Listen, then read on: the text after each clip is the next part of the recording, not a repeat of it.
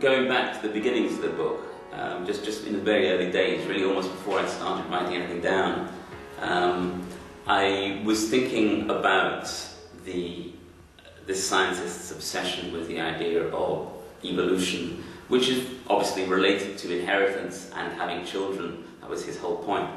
But how does that fit in with the idea of how we actually behave in our day-to-day lives?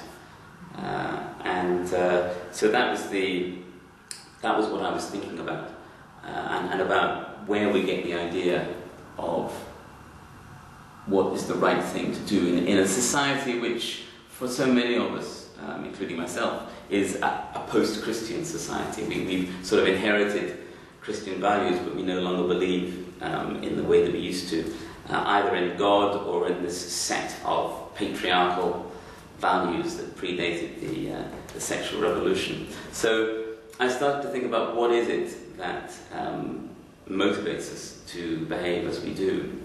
Is it something is a sense of conscience inherited? Is it something that we learn? Is it something that we acquire? Is it something we make for ourselves? Or, as some of the characters come to think in the book, is it something that actually comes from the needs of other people? The story is structured around these three kind of moral acts: the act of heroism, sacrificial heroism by the father, an act of treachery by the son, and an act by the sister which is both heroic and treacherous. Often it seems that life in this country is just ruled by the 11th commandment, namely, don't get found out.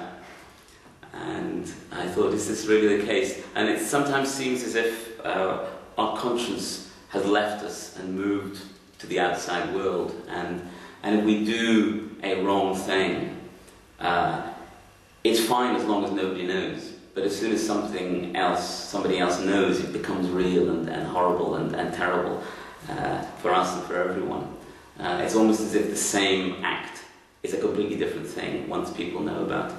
But there is something about the way that particularly prominent people, but in a sense all people, feel that the thing that's actually looking over their shoulder is sometimes for good, sometimes for not so good, is the media. I thought, yes, there's somewhere I can go with this. So I suppose I'm trying to get this sense of using this threat of exposure to magnify the actions so that they seem more, so that they seem what they actually are.